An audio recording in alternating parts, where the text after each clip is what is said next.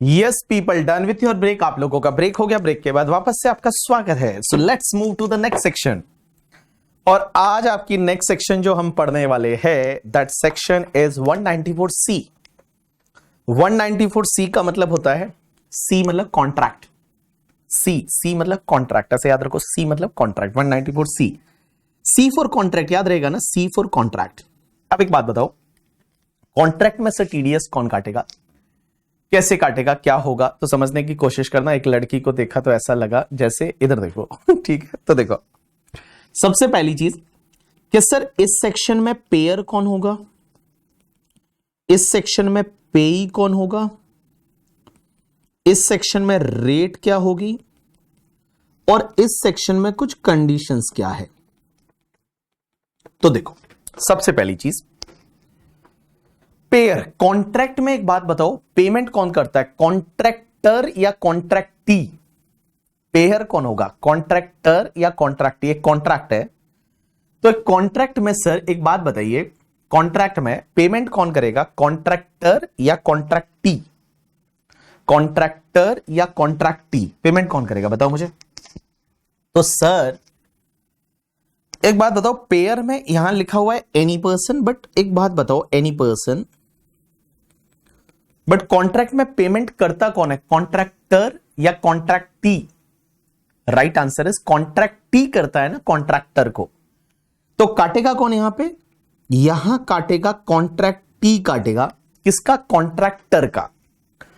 तो payer is any person, that is contractee, and payee कौन होगा, दैट इज रेजिडेंट पर्सन। आप अगर रेजिडेंट पर्सन को पेमेंट कर रहे हैं तो टीडीएस काटना है, दैट इज कॉन्ट्रैक्टर करके, ठीक है। तो जो टर है, वो टर आपका जो है, वो कॉन्ट्रैक्टर जो है वो तुम्हारा पेई होगा। अब एक चीज समझना, सर इसमें क्या टीडीएस हर किसी को काटना है क्या? कोई भी कॉन्ट्रैक्ट है, कॉन्ट्रैक्ट दिया किसी को, पेमेंट किया तो टीडीएस काटना पड़ेगा? Answer is no. यहां पे गाइस बीबी सर की वाइफ को नहीं काटना, क्योंकि मैंने बोला था मेरी वाइफ जो है ना वो हाईजैकर है। तो देखो HIJAC, सी आ गया ना, हाईजैकर। तो इसमें देखो बेटा, इसमें इंडिविजुअल HUF, इसमें ना ऐसा भी बोला हुआ है इंडिविजुअल HUF, AOP BOI को नहीं काटना। इसमें AOP BOI और बोला हुआ है, इंडिविजुअल HUF AOP BOI को नहीं काटना। लेकिन गाइस अगर इनका लास्ट ईयर का टर्नओवर 1 करोड़ से ज्यादा है, या ग्रॉस रिसिट प्रोफेशन के केस में 50 लाख से ज्यादा है, तो टीडीएस काटना पड़ेगा। तो देखो इस सेक्शन में बीबी सर की वाइफ को, मिस इंडिविजुअल HUF को नहीं काटना। इसमें ऐसा भी बोला हुआ है इंडिविजुअल HUF AOP BOI को नहीं काटना। बट अगर इंडिविजुअल HUF AOP BOI का लास्ट ईयर का टर्नओवर 1 करोड़ से ज्यादा है, ग्रॉस रिसिट 50 लाख से ज्यादा है, तो इसमें टीडीएस काटना पड़ेगा। सर पेई कौन होगा, रेजिडेंट पर्सन को पेमेंट करेंगे तो टीडीएस कटेगा। सर इसमें रेट क्या होती है, तो मैं बताऊं, इसमें है ना रेट डिपेंड करेगी पेई पे कि कॉन्ट्रैक्टर कौन है। अगर कॉन्ट्रैक्टर जो है वो इंडिविजुअल HUF है, मींस कॉन्ट्रैक्टर जो है वो इंडिविजुअल HUF है, तो टीडीएस का रेट इसमें रहेगा सिर्फ 1% की रेट से। एंड गाइस अगर अदर देन इंडिविजुअल HUF है, अदर देन इंडिविजुअल HUF, तो उसमें आपका टीडीएस का रेट रहेगा 2%। तो देखो इसमें टीडीएस का रेट है वो क्या रहेगा, आपको देखना पड़ेगा कॉन्ट्रैक्टर कौन है। कॉन्ट्रैक्टर अगर इंडिविजुअल HUF है तो 1%, अदर देन इंडिविजुअल HUF है तो 2%। तो कॉन्ट्रैक्टर कौन है वो देखना पड़ेगा, पेई कौन है, कॉन्ट्रैक्टर कौन है, वो इंडिविजुअल HUF कॉन्ट्रैक्टर है तो 1% की रेट से, and guys other than individual HUF है तो 2% की रेट से टीडीएस काटना है। अब एक और चीज समझना, इस सेक्शन में आपको टीडीएस तभी काटना है, इस सेक्शन में आपको टीडीएस तभी काटना है जब आपने किसी को कॉन्ट्रैक्ट दिया, एंड गाइस अगर आपका सिंगल कॉन्ट्रैक्ट है ना वो 30,000 से ज्यादा है, या तो सिंगल कॉन्ट्रैक्ट है वो 30,000 से ज्यादा है, या फिर पूरे साल में मिला के जो आपका एग्रीगेट कॉन्ट्रैक्ट है वो 1 लाख से ज्यादा हो गया, 1 लाख पर एनम से ज्यादा हो गया, तो टीडीएस काटना है, अदरवाइज टीडीएस नहीं काटना। तो देखो सेक्शन, ये सेक्शन में कम से कम अपन लेंगे 40 मिनट का टाइम, और ये सेक्शन आराम से पढ़ेंगे। तो देखो TDS on contract, payer any person, BB sir की वाइफ को छोड़ के। पेई इज रेजिडेंट पर्सन। रेट क्या रहेगा? कॉन्ट्रैक्टर इंडिविजुअल एचयूए पे तो सिर्फ 1%, कॉन्ट्रैक्टर अदर देन इंडिविजुअल एचयूए पे तो 2%। टीडीएस तभी काटना है जब सिंगल कॉन्ट्रैक्ट 30,000 से ज्यादा है, या फिर पूरे साल का मिला के एग्रीगेट कॉन्ट्रैक्ट है वो 1 लाख पर एनम से ज्यादा है तो टीडीएस काटना है, अदरवाइज टीडीएस नहीं काटना।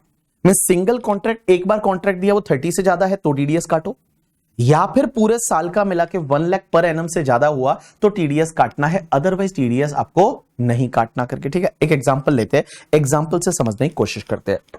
जैसे मान लो हमारी कंपनी है जिसका नाम है बीबी वर्चुअल्स प्राइवेट लिमिटेड। हमारी कंपनी है जिसका नाम है बीबी वर्चुअल्स प्राइवेट लिमिटेड। अब एक बात समझना, ये जो कंपनी है बीबी वर्चुअल्स प्राइवेट लिमिटेड, हम लोग पता है बच्चों को पार्टी वार्टी देते हैं, और बच्चों को पार्टी वार्टी देते हैं और बच्चों को पार्टी देते हैं, खाना वाना खिलाते हैं। ऐसा कभी कभी करते हैं हम लोग, जब बैच कंप्लीट हो रहा हो या कोई बच्चे जो है पास हो जाते हैं, मिलने आते हैं, तो हम लोग पार्टी देते हैं। तो पार्टी देने के लिए हम एक बंदे को बुलाते हैं, एक केटरर को बुलाते हैं और उसको केटरिंग का कॉन्ट्रैक्ट देते हैं। तो केटरिंग इज ऑल्सो कॉन्ट्रैक्ट में आएगा, केटरिंग कॉन्ट्रैक्ट में आएगा। अभी मैं आपको बताऊंगा कॉन्ट्रैक्ट में क्या क्या आता है। तो बीबी वर्चुअल्स प्राइवेट लिमिटेड ने क्या किया, एक बंदा है जिसका नाम है मिस्टर मानस करके, एक बंदा है जिसका नाम है दैट इज मिस्टर मानस, मानस हलवाई। और मानस हलवाई जो है वो ऐसे एकदम यहां पे टॉवल लगा के आता है और मस्त बच्चों को खाना वाना खिलाता है, पार्टी देता है। अब मानस हलवाई है, उसको हमने बुलाया, माइनस हलवाई, हलवाई ठीक है, हलवाई, ये हलवाई लिखा है मैंने, आपको दिख नहीं रहा था, वापस लिख लेता हूं, हलवाई। तो मानस हलवाई, मानस हलवाई आता है और बच्चों को खाना खिलाता है। तो केटरिंग का कॉन्ट्रैक्ट है। अब बीबी वर्चुअल्स ने पहली बार मानस को कॉन्ट्रैक्ट दिया, वो मान लो 19 अप्रैल 2024 को दिया, और बोला बच्चों को खाना खिलाना है। ये आया, बच्चों को सबको पार्टी वार्टी दी, गुलाब जामुन खिलाया, चाय पिलाई। और बेटा उस टाइम पे जो कॉन्ट्रैक्ट हुआ वो मान लो 25,000 का था। तो क्या टीडीएस काटना है? Answer is no, because single contract है, वो 30,000 से ज्यादा है तो टीडीएस काटना है, या एग्रीगेट पूरे साल का मिला के 1 लाख से ज्यादा है तो टीडीएस काटना है। तो यहां पे टीडीएस नहीं काटना, because single contract is not more then 30,000, aggregate is not more then 1 lakh, तो टीडीएस नहीं काटना।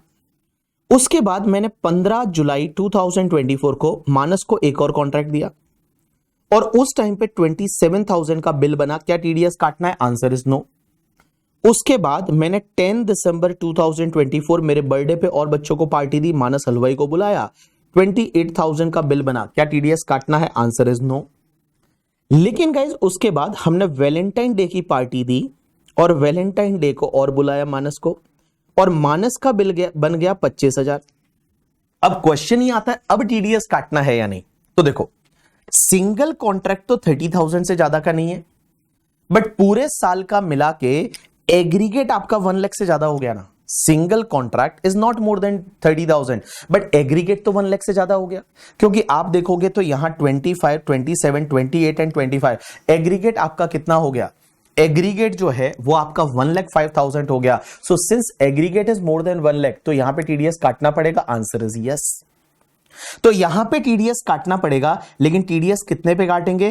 पूरे 1,05,000 पे, 1,05,000 पे टीडीएस काटेंगे। कौन सी रेट से काटेंगे? मानस हलवाई इंडिविजुअल है तो इसका टीडीएस 1% से कटेगा।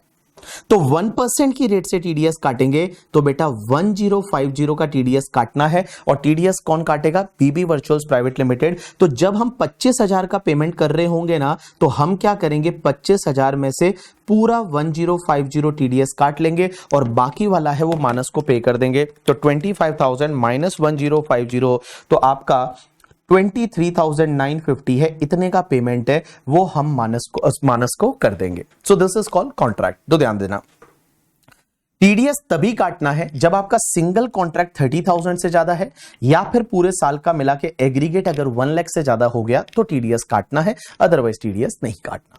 अब एक और चीज समझना गाइस, सर कॉन्ट्रैक्ट का मतलब होता क्या है? किसको बोलते हैं कॉन्ट्रैक्ट? तो मैं बताऊं, कॉन्ट्रैक्ट का मतलब होता है, ट्राई टू अंडरस्टैंड। कॉन्ट्रैक्ट का मतलब समझने की कोशिश करना। कॉन्ट्रैक्ट मींस आपका वर्क कॉन्ट्रैक्ट यहां कवर होता है। वर्क कॉन्ट्रैक्ट कॉन्ट्रैक्ट का मतलब वर्क कॉन्ट्रैक्ट। वर्क कॉन्ट्रैक्ट किसको बोल सकते हैं? जैसे हमारा जो एसी है पूरे ऑफिस में, उसका एनुअल मेंटेनेंस कॉन्ट्रैक्ट है, तो एएमसी दे रखा है, तो this is called contract. Answer is yes. यहां परचेस सेल के कॉन्ट्रैक्ट कवर नहीं होते। वर्क कॉन्ट्रैक्ट मींस जैसे मैंने किसी को बुलाया कारपेंटर को और मेरे ऑफिस में फर्नीचर बनवाया, this is called work contract. Answer is yes. मैंने एसी का रिपेयरिंग कराया, that is called contract. Answer is yes. So work contract. तो वर्क कॉन्ट्रैक्ट मतलब कोई भी वर्क करने के लिए जो कॉन्ट्रैक्ट दिया जाता है, दैट इज कवर हियर। यहां परचेस सेल के कॉन्ट्रैक्ट कवर नहीं होते। कॉन्ट्रैक्ट का मतलब आपके वर्क कॉन्ट्रैक्ट से है, वर्क कॉन्ट्रैक्ट है वो यहां पे कवर होते हैं करके, ठीक है।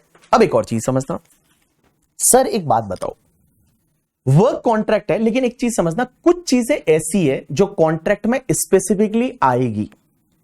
There are certain things which will be included in the contract. कुछ चीजें ऐसी है जो स्पेसिफिकली कॉन्ट्रैक्ट में आएगी। सर कौन कौन सी चीजें स्पेसिफिकली कॉन्ट्रैक्ट में आएगी? Try to understand. इधर देखना बेटा, सबसे पहला लॉ मेकर्स बोलते हैं कि अगर मान लो आप एडवर्टाइजमेंट करते हो ना, तो एडवर्टाइजमेंट के लिए किसी को पैसा दिया तो एडवर्टाइजमेंट भी आपका कॉन्ट्रैक्ट में आएगा, और कॉन्ट्रैक्ट में आएगा तो आपको टीडीएस काटना पड़ेगा।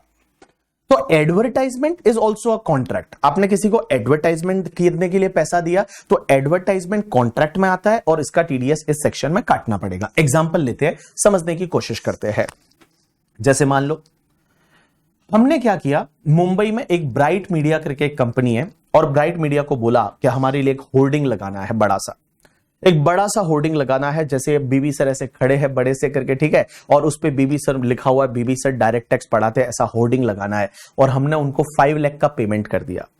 तो ये हमने एडवर्टाइजमेंट के लिए पेमेंट किया है, तो एडवर्टाइजमेंट के लिए पेमेंट करोगे तो आपको टीडीएस 194C में काटना पड़ेगा। या फिर आपको न्यूज़पेपर पे एडवर्टाइजमेंट न्यूज़पेपर में दिलवाना है, तो न्यूज़पेपर में एडवर्टाइजमेंट दिलाना है तो भी इसमें टीडीएस काटना पड़ेगा। या फिर आपको टीवी पे दिलवाना है एडवर्टाइजमेंट, एक टीवी जो है आज तक पे हमको एडवर्टाइजमेंट दिलाना है कि आज तक पे जो है वो रात को ब्लैक एंड व्हाइट आता है, उसमें वो सुधीर चौधरी आता है, तो वो सुधीर चौधरी बोले कि अरे बीबी सर डीटी पढ़ाते हैं, और ऐसा एडवर्टाइजमेंट दिलाया और उसको जो पेमेंट किया उसका टीडीएस हमको काटना पड़ेगा 194C में। या फिर मान लो रेडियो पे एडवर्टाइजमेंट दिलाया, रेडियो में मुंबई में एक रेडियो चैनल है जिसका नाम है रेड एफएम, और रेड एफएम पे मलिश्का करके जो है वो एक रेडियो जॉकी है, उसको रेडियो पे हमने एडवर्टाइजमेंट करवाया और बोला कि बीबी सर डीटी पढ़ाते ऐसा रेडियो पे बोल दो, उसने बोल दिया, उसके लिए 5 लाख का पेमेंट किया तो टीडीएस कटेगा इस सेक्शन में। तो कुल मिला के एक बात बताऊं, आप अगर एडवर्टाइजमेंट के लिए पेमेंट करते हो तो उस पर्टिकुलर केस में टीडीएस इस सेक्शन में काटना है।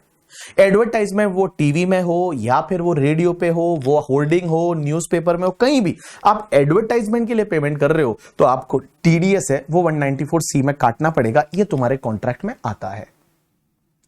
गाइस इसमें एक चीज ध्यान रखना, यहां पे एक चीज का क्लैरिटी है, ट्राई टू अंडरस्टैंड। एक सीबीडीटी ने क्लैरिफिकेशन दिया कि मान लो एक कंपनी है जिसका नाम है बीबी वर्चुअल्स प्राइवेट लिमिटेड, और हमको एडवर्टाइजमेंट दिलाना है, तो हमने क्या किया, सीधा आज तक के पास गए, और आज तक जो है, आज तक टीवी चैनल, वो आज तक को जाके बोला कि हमको एडवर्टाइजमेंट दिलाना है, और हमने उनको 10 लाख का पेमेंट किया, तो इस पे 194C में टीडीएस कटेगा। Answer is yes.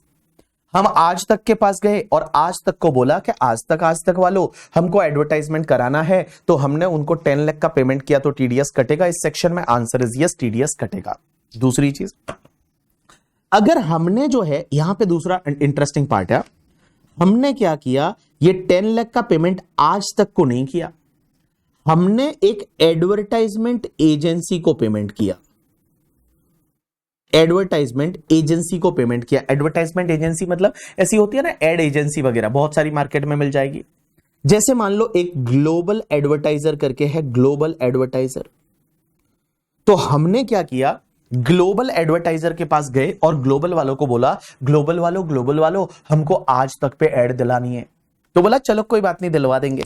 तो हमने क्या किया, ये ग्लोबल एडवर्टाइजर को 10 लाख का पेमेंट किया, और 10 लाख का पेमेंट किया तो बेटा ग्लोबल एडवर्टाइजर वालों का हमको टीडीएस काटना पड़ेगा 194C में, क्योंकि ये कॉन्ट्रैक्ट में आएगा। लेकिन एक चीज ध्यान रखना, अगर हमने ग्लोबल एडवर्टाइजर को पेमेंट किया 10 लाख का और ग्लोबल एडवर्टाइजर ने फिर जो है वो आज तक को पेमेंट किया और आज तक को जो पेमेंट किया वो इन्होंने मान लो 9 लाख रुपीस का पेमेंट किया, तो क्वेश्चन ये आता है क्या ग्लोबल एडवर्टाइजर जो है वो आज तक का टीडीएस काटेगी या नहीं?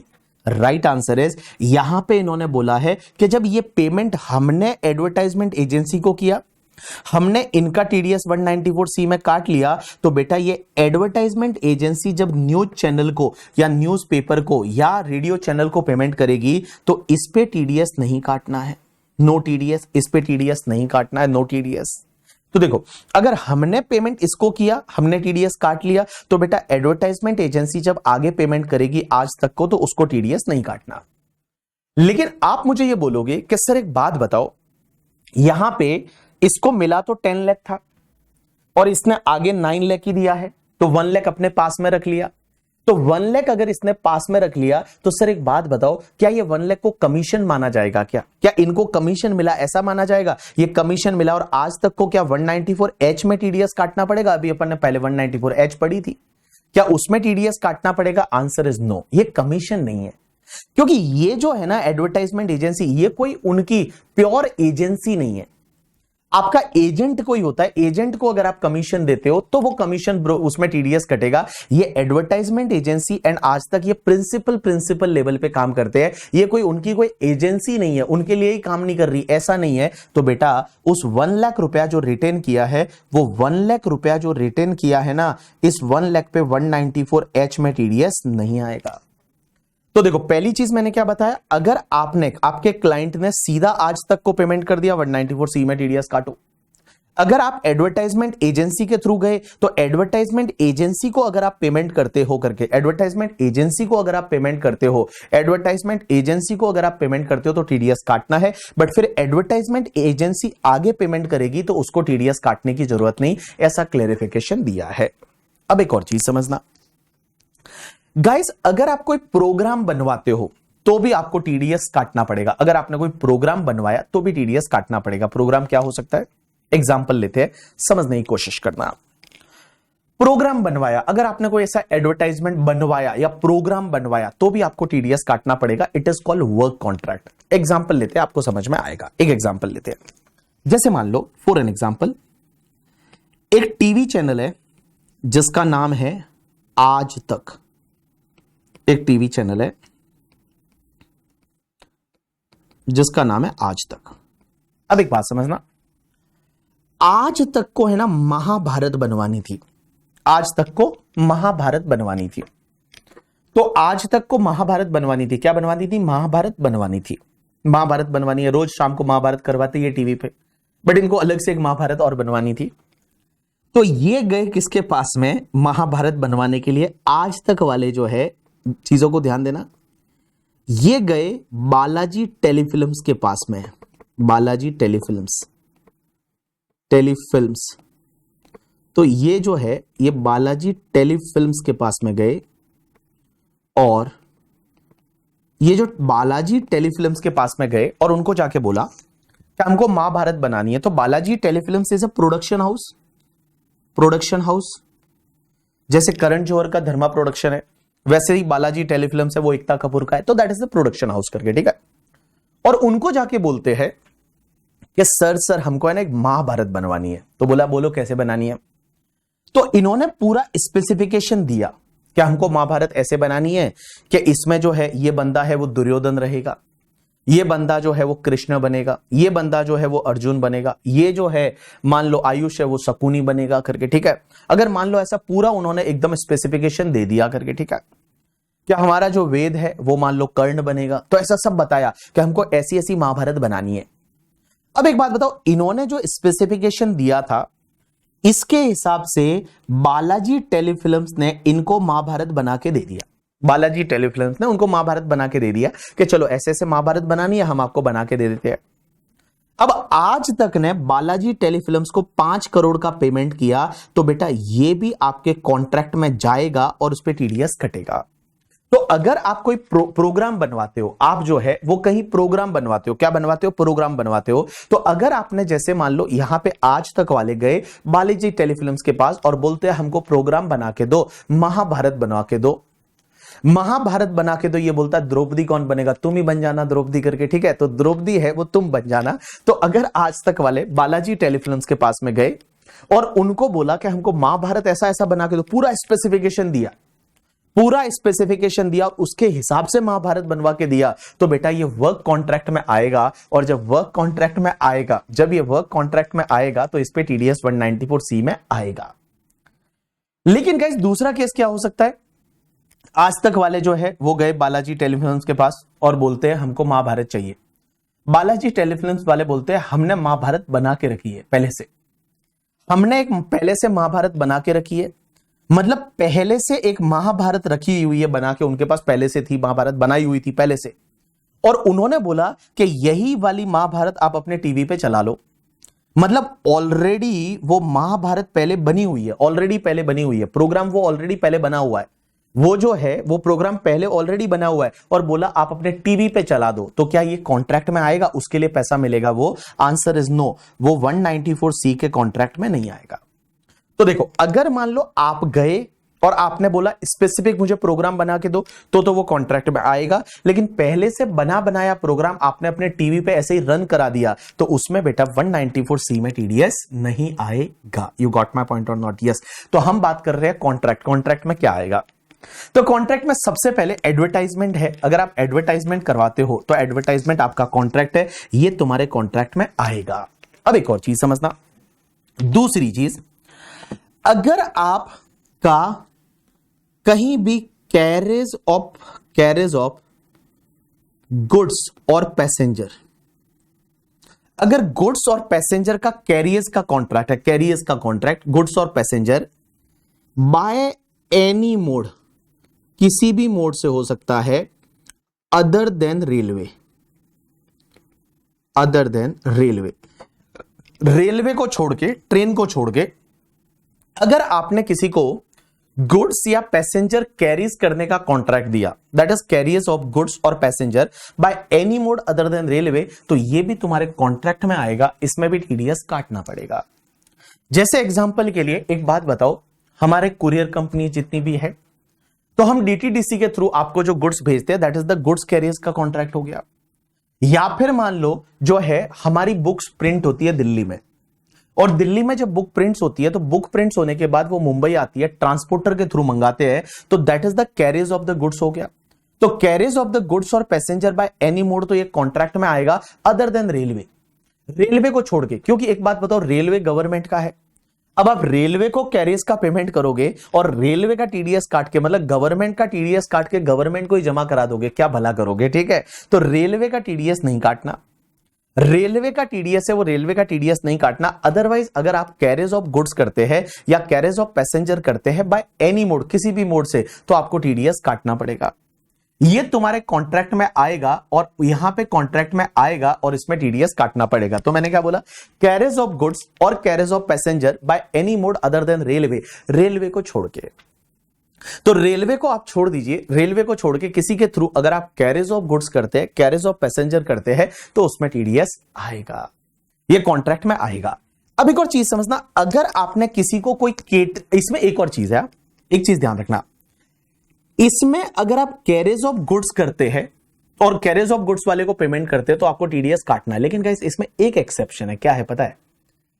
अगर मान लो कोई ट्रक वाला है, ट्रांसपोर्टर है, और वो ट्रांसपोर्टर है, वो आपको अपना पैन नंबर दे देता है और साथ साथ में ये लिख के देता है कि उसके पास में बेटा 10 से ज्यादा ट्रक नहीं है, मतलब उसके पास में किसी भी टाइम जो है वो 10 से ज्यादा व्हीकल नहीं है, और वो ये लिख के दे देता है कि भाई मेरे पास में 10 से ज्यादा व्हीकल नहीं है। एक ट्रांसपोर्टर है बेचारा, और वो ये लिख के देता है कि मेरे पास में पूरे साल में कभी भी 10 से ज्यादा व्हीकल नहीं है, अपना पैन कार्ड का कॉपी दे देता है, तो बेटा ट्रांसपोर्टर का उस केस में आपको टीडीएस नहीं काटना है।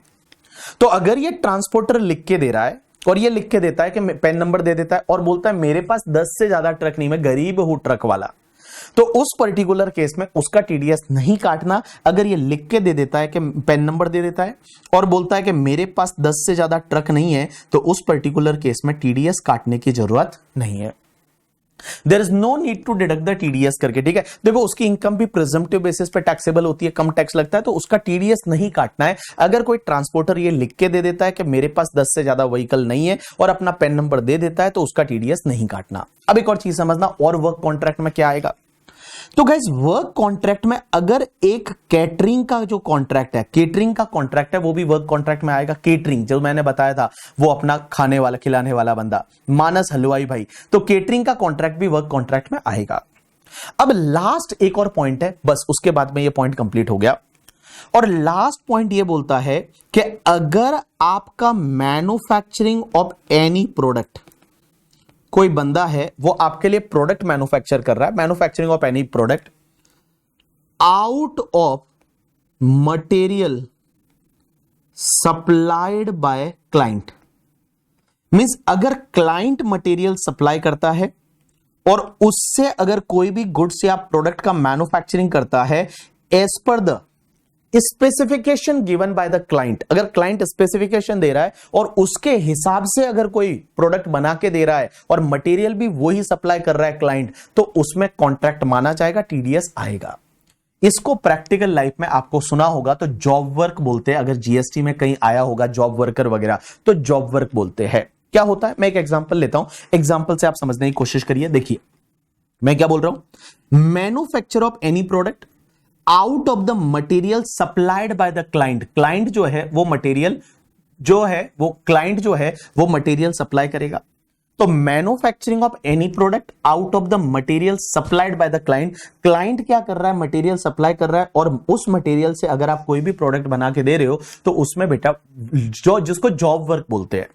अगर जीएसटी पढ़ते टाइम कहीं आया होगा, क्योंकि जीएसटी में शायद जॉब वर्क वगैरह आता है, तो manufacturing of any product out of the material supplied by the client है, उसमें टीडीएस आएगा। अपन एक एग्जांपल लेते हैं फनी वाला, तो थोड़ा इस समझ में आएगा। इधर देखो गाइस, समझने की कोशिश करना। हाँ देखो एक एग्जांपल लेते हैं।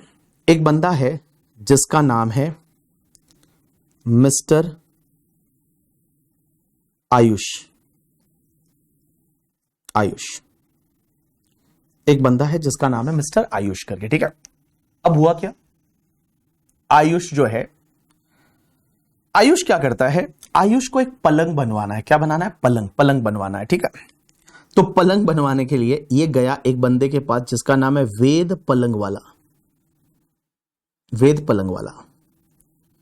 और वेद पलंग वाले के पास गया और आयुष है वो पलंग बनवाने जा रहा है वेद पलंग वाले के पास। वेद को जाके बोलता है, वेद मुझे है ना पलंग बनाना है। तो बोला कैसा बनाना है, वेद का काम है पलंग बनाना।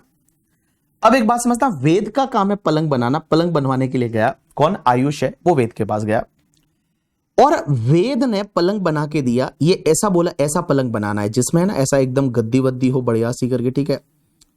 और द पलंग में ऐसी गद्दी हो, इसमें कम से कम टूट ना जाए, तो कम से कम है ना बहुत सारे पहिए लगाने हैं इसके।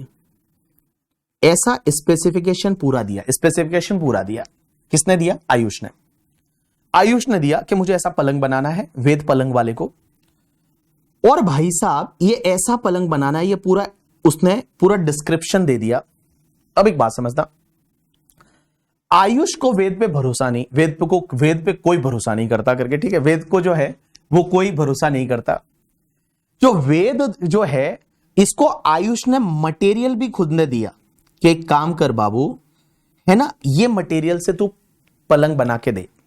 तो देखो मटेरियल जो है वो आयुष ने दिया वेद को, और उसी मटेरियल से वेद ने पलंग बना के दिया, और उसके लिए आयुष जो है अब वेद को पेमेंट करेगा। तो उसमें गाइस 194C में टीडीएस आएगा, उसमें 194C में टीडीएस आएगा। तो देखो अगर कोई भी प्रोडक्ट का मैन्युफैक्चरिंग हो रहा है as per specification of the client out of the material supplied by the client, यहां पे मटेरियल कौन सप्लाई कर रहा है, क्लाइंट कर रहा है ना, तो material is supplied by the client. यहां आयुष जो है वो मटेरियल भी सप्लाई कर रहा है और उसी के हिसाब से ये पलंग बना के दे रहा है। तो बेटा यहां पे 194C में टीडीएस आएगा। आंसर इज यस, यहां पे 194C में टीडीएस आएगा।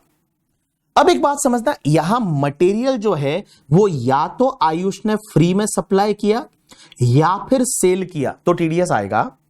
भले आयुष ने मटेरियल इसको सेल किया हो, मटेरियल सेल किया, बट मटेरियल अगर आयुष ने दिया और आयुष को पलंग बना के वेद ने दिया तो बेटा ये वर्क कॉन्ट्रैक्ट में आएगा और इसमें टीडीएस आएगा। लेकिन गाइस एक बात समझना, हुआ क्या, अगर मान लो आयुष ने बोला कि मुझे पलंग बनाना है, लेकिन वेद ने ये मटेरियल मार्केट से खरीदा, वेद जो है वो वेद ने मटेरियल मार्केट से खरीदा एंड गाइस उससे अगर पलंग बना के दिया तो फिर टीडीएस नहीं आएगा, क्योंकि वो तो फिर परचेज सेल का कॉन्ट्रैक्ट हो जाएगा।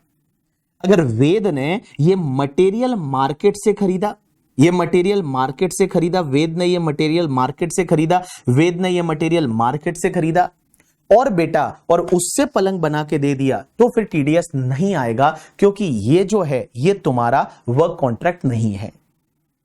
लेकिन एक चीज समझना, मार्केट में जिससे ये मटेरियल खरीदा है वो मान लो एक कंपनी है जिसका नाम है साइली लिमिटेड। एक साइली लिमिटेड करके एक कंपनी है, उससे मटेरियल खरीदा और अगर वो साइली लिमिटेड और आयुष दोनों आपस में रिलेटिव है। रिलेटिव का मतलब क्या होता है पता है तुमको? जहां मैंने पीजीपीपी में बताया था कि जैसे इंडिविजुअल एचयूएफ के इंडिविजुअल के लिए रिलेटिव कौन होता है? Spouse, mother, father, brother, sister, वो रिलेटिव है, मतलब स्पेसिफाइड पर्सन है, रिलेटिव है, रिलेटेड पर्सन है। अगर ये दोनों रिलेटेड पर्सन है Ayush and Saili and guys Saili से मटेरियल खरीदा तो फिर 194C में टीडीएस आएगा। एसोसिएटेड पर्सन मींस आयुष का मान लो साइली में 20% और मोर का यहां पे सब्सटेंशियल इंटरेस्ट है, 20% और मोर का इक्विटी शेयर होल्डिंग है, पीएसआर है, सब्सटेंशियल इंटरेस्ट है और उससे मटेरियल खरीदा तो बेटा टीडीएस आएगा। तो ये कॉन्सेप्ट क्या बना, अगर मैं आपको बताऊं ये कॉन्सेप्ट क्या बना कि अगर मान लो आप किसी प्रोडक्ट का मैन्युफैक्चरिंग कराते हो, प्रोडक्शन कराते हो और वो प्रोडक्ट के लिए मटेरियल या तो आप सप्लाई कर रहे हो या आपका एसोसिएट पार्टी सप्लाई कर रहा है और वो मटेरियल से अगर मान लो आप कोई प्रोडक्ट बनवा के लेते हो, it is called job work और इसमें टीडीएस आएगा। It is called work contract है और वर्क कॉन्ट्रैक्ट के केस में आपका टीडीएस आएगा। यू गॉट माई पॉइंट और not? Answer is yes, work contract के केस में टीडीएस आएगा। अब एक और चीज समझना, जब सर ये वर्क कॉन्ट्रैक्ट का बिल बनेगा तो बिल में अगर मटेरियल भी अलग से लिखा हुआ है तो क्या मटेरियल वाले अमाउंट पे टीडीएस कटेगा क्या? जैसे ये जॉब वर्क का बिल बना तो उसमें क्या हुआ कि ये जो मान लो वेद है, वेद ने जो बिल बनाया उस वेद ने मटेरियल का अमाउंट लिखा है 2 लाख रुपए और उसने उसका लेबर लिखा है 1 लाख रुपए और टोटल कॉन्ट्रैक्ट का बिल है वो 3 लाख रुपए है। सर टीडीएस किस पे कटेगा? मैं बताऊं, टीडीएस सिर्फ लेबर वाले अमाउंट पे कटेगा, जो भी 1% की रेट से या 2% जो भी रेट रहे, तो 1% की रेट से सिर्फ लेबर पे टीडीएस कटेगा, मटेरियल वाले अमाउंट पे टीडीएस नहीं कटेगा, मटेरियल वाले अमाउंट पे टीडीएस नहीं कटेगा। लेकिन अगर बिल में मटेरियल अलग से नहीं बता रखा तो पूरे अमाउंट पे टीडीएस कटेगा।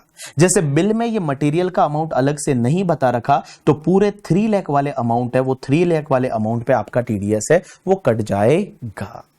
अब एक और चीज समझना गाइस, लास्ट पॉइंट, उसके बाद ये टॉपिक कंप्लीट हो गया। एक बात बताऊं मैं आपको, आपने सुना होगा कोल्ड स्टोरेज चार्जेस। जैसे मान लो आपने ऐसे कोई टमाटर उगाए, अब वो टमाटर तो 10 दिन में खराब हो जाएंगे, ठीक है, हरे हरे टमाटर करके, ठीक है, तो लाल लाल टमाटर, तो टमाटर जो है वो आपके गाल जैसे एकदम हरे हरे लाल लाल टमाटर वो तो खराब हो जाएंगे ना कुछ दिन में। तो आपने क्या किया, कोई कोल्ड स्टोरेज का फैसिलिटी लिया। कोल्ड स्टोरेज में क्या होता है पता है? सामान रखते हैं और उसको एकदम ठंडा ठंडा रखा जाता है। तो कोल्ड स्टोरेज के लिए अगर आपने कुछ पेमेंट किया रेफ्रिजरेशन के लिए तो ये भी कॉन्ट्रैक्ट में जाता है और उसका टीडीएस 194C में कटेगा। तो अगर आप कोल्ड स्टोरेज के लिए कुछ भी पेमेंट करते हैं तो उसका टीडीएस आपका 194C में कटेगा और ये तुम्हारे जो कोल्ड स्टोरेज वाला है वो कोल्ड स्टोरेज का चार्जेस भी 194C में जाएगा। चलिए आप एक काम करिए, आप लोग जो है वो कॉम्पैक्ट से एक बार चाहिए तो 194C को ओवरव्यू कर लीजिए, यहां से पढ़ना चालू करिए। लेकिन गाइस एक और चीज ध्यान रखना, हाँ, अगर आपका कोई पर्सनल पर्पस के लिए कॉन्ट्रैक्ट है तो बेटा टीडीएस नहीं कटेगा। पर्सनल पर्पस के लिए कॉन्ट्रैक्ट का मतलब क्या होता है? आपने अगर पर्सनल पर्पस का इंडिविजुअल एचयूएफ का कोई कॉन्ट्रैक्ट है तो टीडीएस नहीं कटेगा। जैसे मान लो मेरी शादी में केटरिंग का कॉन्ट्रैक्ट, तो मेरी शादी जो है वो पर्सनल नेचर का है, उस पर टीडीएस नहीं कटेगा। उसके बाद में अगर मान लो आयुष ने घर पे बाथरूम बनाया करके, ठीक है, तो आयुष ने घर पे बाथरूम बनाया किसी कॉन्ट्रैक्टर को बुला के, तो उसमें टीडीएस नहीं कटेगा। तो कोई पर्सनल नेचर का कॉन्ट्रैक्ट है तो टीडीएस नहीं कटेगा। मैं बताऊं एग्जांपल के लिए, जो मैंने पलंग भी बताया था, पलंग अगर घर पे यूज हो रहा है तो टीडीएस नहीं कटेगा। अगर मान लो पलंग जो है, ये पलंग जो है वो आयुष यूज करने वाला है अपने बिजनेस में, सोफा वगैरह, तो टीडीएस कटेगा। तो in simple word, personal nature का अगर कोई कॉन्ट्रैक्ट है तो उस पर टीडीएस नहीं कटेगा। चलिए आ जाइए एक बार आपकी कॉम्पैक्ट बुक में और देखिए क्या दे रखा है करके, ठीक है। सबसे पहले 194 सी का मतलब कॉन्ट्रैक्ट। तो कॉन्ट्रैक्ट और सब कॉन्ट्रैक्ट जो भी है, कॉन्ट्रैक्ट का मतलब carrying out any work including supply of labour for carrying out any work in pursuant to the contract. Payer any person but individual HUF AOP BOI को छोड़ के, बट इनको टीडीएस काटना पड़ेगा अगर लास्ट ईयर का टर्नओवर 1 करोड़ से ज्यादा है, ग्रॉस रिसीट 50 लाख से ज्यादा है। पेई कौन होगा? Resident person. रेट क्या है? पेई अगर इंडिविजुअल एचयूएफ है तो 1%, अदर है तो 2%। टीडीएस तभी काटना है। सिंगल कॉन्ट्रैक्ट अगर 30,000 तक है तो टीडीएस नहीं काटना। Aggregate in the previous year up to 1 lakh है तब टीडीएस नहीं काटना, इससे ज्यादा है तो ही काटना है। वर्क में क्या क्या आएगा? एडवर्टाइजमेंट आएगा, ब्रॉडकास्टिंग आएगा, टेलीकास्टिंग आएगा, इंक्लूडिंग प्रोग्राम प्रोडक्शन वो भी आएगा। कैरेज ऑफ गुड्स और passenger by any mode other than railway आएगा, केटरिंग आएगा, मैन्युफैक्चरिंग और supplying of any product as per specification of the customer, customer specification दे रहा है, यूजिंग द मटेरियल सप्लाइड और सेल बाय सच कस्टमर और its associated person, तो बेटा टीडीएस आएगा। It is called job work. Work में क्या क्या नहीं आएगा? Manufacturing of supply of product as per specification of customer using material purchase from any other person, अगर मार्केट से मटेरियल खरीद के बनाया तो टीडीएस नहीं आएगा। मतलब other than customer and associate person को छोड़ के अगर मार्केट से मटेरियल खरीद के कोई प्रोडक्ट बना के दिया तो टीडीएस नहीं आएगा। Any sum already covered under section 194J, अगर वो 194J में कवर हो गया है तो बेटा यहां पे कवर नहीं होगा। आगे क्या दे रखा है देखो, no TDS if transporter owning not more than 10 vehicle at any time during the previous year, और वो डिक्लेरेशन दे देता है पेन नंबर के साथ, तो टीडीएस नहीं काटना। In case of job work TDS shall applied in the invoice value excluding the value of the material, material पे टीडीएस नहीं काटना है। Provided bifurcation is given in the invoice. If no bifurcation is given, that TDS shall be applied on the entire amount. वो entire amount पे TDS आ जाएगा। अब एक और चीज समझना, अगर आप एडवर्टाइजमेंट एजेंसी को पेमेंट करते हो तो टीडीएस नहीं काटना। देखिए, payment by client to advertisement agency तो काटना है, it is treated as work and TDS is applicable. But guys देखो, क्लाइंट ने अगर एडवर्टाइजमेंट एजेंसी को पेमेंट किया तो टीडीएस कटेगा 194C में, लेकिन एडवर्टाइजमेंट एजेंसी ने अगर टीवी चैनल को पेमेंट किया तो 194C में टीडीएस नहीं कटेगा। एज वेल एज ये कमीशन भी नहीं माना जाएगा, 194H में टीडीएस नहीं कटेगा, जितना पैसा वो रिटेन करते हैं उस पे। And last part, cold storage charges का जब आप पेमेंट करते हो ना, जिसमें रेफ्रिजरेशन फैसिलिटी वगैरह भी है, तो उस पे आपको 194C में टीडीएस कटना है। ये कॉन्ट्रैक्ट माना जाता है, ना कि रेंट। इसको रेंट नहीं मानते, इसको कॉन्ट्रैक्ट मानते हैं। टमाटर वाला एग्जांपल। चलो अब आ जाओ क्वेश्चंस पे और देखिए आपकी बुक में क्वेश्चन नंबर 1। ये जो लोग बोल रहे हैं ना कि टीडीएस तो हम तो छोड़ के जाएंगे करके, ठीक है, मैं बताऊं, अगर कभी एग्जाम में आड़ा टेढ़ा पेपर आया और ये अगर मान लो 8 मार्क का आ गया तो भाई साहब आपके 3 महीने खराब हो जाएंगे, 4 महीने करके। 4 महीने के साथ साथ जो स्ट्रेस आएगा वो अलग है। और ये पेपर में पास हो गए डीटी में तो टैक्स में पास हुए तभी पास होने वाले, ये ध्यान रखना करके, ठीक है। लॉ में पास हो जाओगे, अकाउंट में पास हो जाओगे, ये टैक्स है, इतना इजी मत लो। और मैं मेरा ट्राई पूरा कर रहा हूं, मैं बहुत सारे अलग अलग फनी तरीके के एग्जाम्पल देके मैं समझाने की कोशिश कर रहा हूं। मैं इस सब्जेक्ट पे इतना टीडीएस कोई नहीं पढ़ाता है। मैं आपको बता दूं, आपके इंटरमीडिएट में लोग टीडीएस में सिर्फ बता देते हैं कौन पेयर पे रेट क्या है, लिमिट क्या है, खत्म हो गया करके, ठीक है। एक दिन में टॉपिक उड़ा देते हैं, मैं भी वो कर सकता हूं, बट मैं I am putting my effort for you, so please you have to cooperate with me, ठीक है।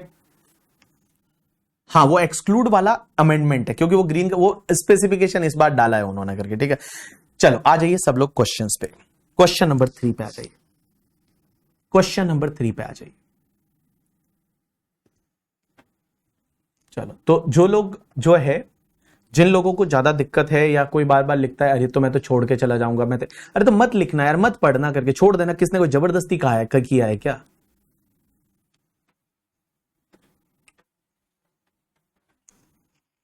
चलिए आ जाइए सब लोग,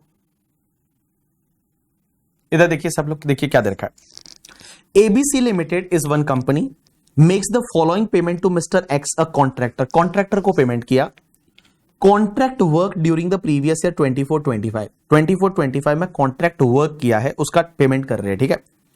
देखो पहला कॉन्ट्रैक्ट वर्क 20,000 का था जिसका पेमेंट 1/5 को किया, 25,000 का पेमेंट 1 अगस्त को किया एक ही बंदे को, मिस्टर एक्स को, कॉन्ट्रैक्टर को। 28,000 का पेमेंट 1 दिसंबर को किया। एंड गाइज 1 मार्च का जो पेमेंट 30,000 है वो ड्यू है, अभी तक पेमेंट नहीं किया। एक बात बताओ, टीडीएस कब काटना पड़ता है? पेमेंट और credit which ever is earlier. TDS कब काटना पड़ता है? पेमेंट या credit which ever is earlier. तो आप अगर पेमेंट करो या क्रेडिट करो, विच एवर इज अर्लियर पे टीडीएस काटना पड़ेगा। तो एक बात बताओ, इस पूरे साल में आपका देखो ये कॉन्ट्रैक्ट 30,000 से ज्यादा नहीं है, ये कॉन्ट्रैक्ट का अमाउंट 30,000 से ज्यादा नहीं है, इसका भी 30,000 से ज्यादा नहीं है, इसका भी 30,000 से ज्यादा नहीं है। तो देखो सिंगल कॉन्ट्रैक्ट आपका 30,000 से ज्यादा नहीं है, लेकिन एग्रीगेट मिला के देखो 1 लाख से ज्यादा हो गया। एग्रीगेट मिला के आपका 1 लाख से ज्यादा हो गया। तो देखिए आपका 20,000 plus 25,000 plus 28,000 plus 30,000 it's comes to the 1,03,000। तो आपका 1,03,000 का हो गया पेमेंट, एग्रीगेट 1 लाख से ज्यादा हो गया, टीडीएस कटेगा? आंसर इज यस कटेगा। और कितना टीडीएस कटेगा? तो आप देखो कॉन्ट्रैक्टर कौन है? इंडिविजुअल एचयूएफ है, तो आपको 1% की रेट से टीडीएस काटना है, तो 1030 का टीडीएस है वो काटना पड़ेगा। तो बड़ा सिंपल है ना। देखो सिंगल कॉन्ट्रैक्ट है वो आपका 30 से ज्यादा नहीं है, बट एग्रीगेट मिला के जो है वो तो आपका यहां 1 लाख से ज्यादा हो गया, तो आपको टीडीएस काटना पड़ेगा। आप इसका सॉल्यूशन है वो एक बार देख लीजिए, आप इसके सॉल्यूशन को रीड कर लीजिए, आप इसके सॉल्यूशन को आप रीड कर लीजिए, एक बार सॉल्यूशन को आप रीड कर लीजिए। ये ऐसे ही एग्जाम में क्वेश्चन आते हैं 4 मार्क के, ऐसे क्वेश्चन आते हैं 4 मार्क के।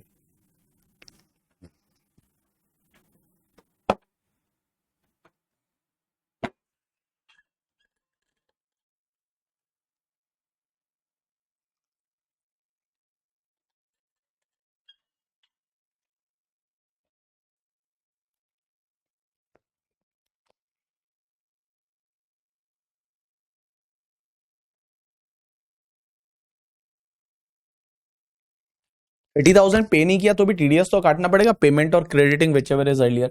बिल्डिंग बनाई, अगर पर्सनल नेचर का कॉन्ट्रैक्ट है तो इस सेक्शन में टीडीएस नहीं कटेगा, अगर ऑफिस के लिए बिल्डिंग बनवाई तो टीडीएस कटेगा।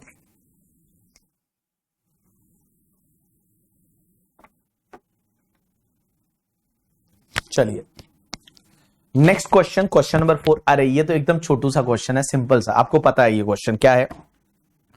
आपको पता है certain concession granted to the transport operator in context of the cash payment under section 48(3) and deduction of tax under section 194(c). आपको बताना है ऐसे कौन कौन से कंसेशन है जो ट्रांसपोर्टर को दे रखे हैं। इन्होंने ये बोला कि ट्रांसपोर्टर को कुछ ऐसे कंसेशन दे रखे हैं जिसमें एक तो कैश पेमेंट वाला और एक टीडीएस में क्या कंसेशन है। तो बड़ा सिंपल है, एक बात बताओ, अगर आपको याद रहेगा पीजीबीपी थोड़ा बहुत, कम से कम हमने 6000 साल पहले पढ़ा था, तो 6000 साल पहले जो हमने पढ़ा था, 6000 साल पहले जब हमने पढ़ा था आपका पीजीबीपी, उसमें एक सेक्शन हुआ करती थी 40A सबसेक्शन 3, पता है उसमें यह था कि सिंगल डे में सिंगल पर्सन को 10,000 से ज्यादा का कैश में पेमेंट नहीं कर सकते, बट ट्रांसपोर्टर को आप 35,000 का कर सकते थे। Normally in the single day single person को आप 10,000 से ज्यादा का कैश में पेमेंट नहीं कर सकते, बट आप ट्रांसपोर्टर को 35,000 तक का कैश में पेमेंट कर सकते थे। तो दैट इज 1 पॉइंट, तो ये लिखना है।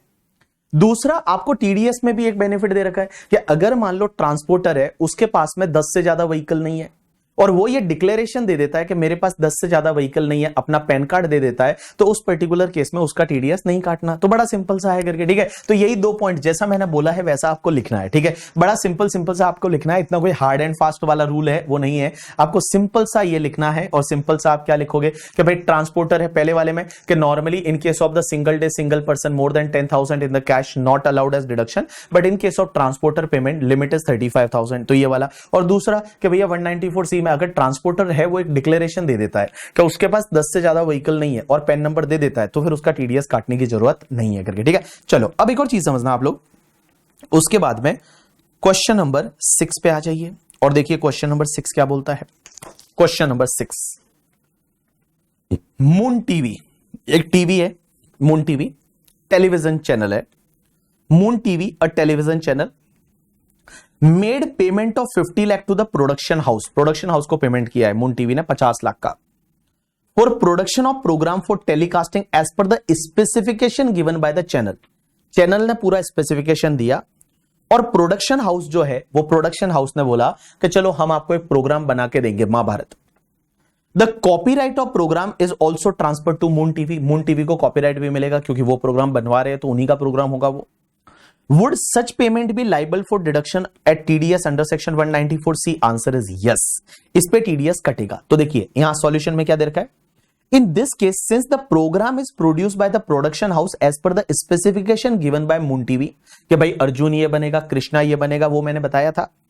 A television channel and the copyright is also transferred to the television channel, the same falls within the scope of the definition of the work under section 194C, and therefore the payment of 50 lakh made by Moon TV to the production house would be subject to the TDS under section 194C में TDS आएगा। लेकिन दूसरा point क्या बोलते हैं, also examine whether the provision of tax deduction at source under section 194C would be attracted if payment was made by Moon TV for acquisition of telecasting right of the content already produced by the production house। Mahabharat पहले से बनाया हुआ पड़ा है और बोला मुझे चलाने के लिए दे दो, आंसर इज नो, इस पे टीडीएस नहीं आएगा, ये वर्क कॉन्ट्रैक्ट में नहीं आएगा।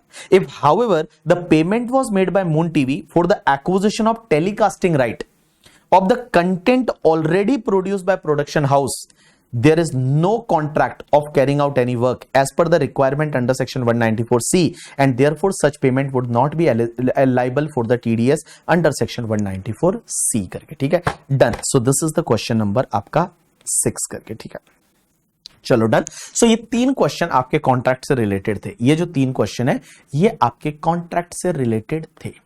चलिए अब अपन चलेंगे नेक्स्ट सेक्शन पे, and C D E H वगैरह सब हो चुका है, एच तक हो चुका है। अब अपन एक और सेक्शन पढ़ते हैं। भाई थोड़ा सा एफर्ट मारना पड़ेगा। हाँ,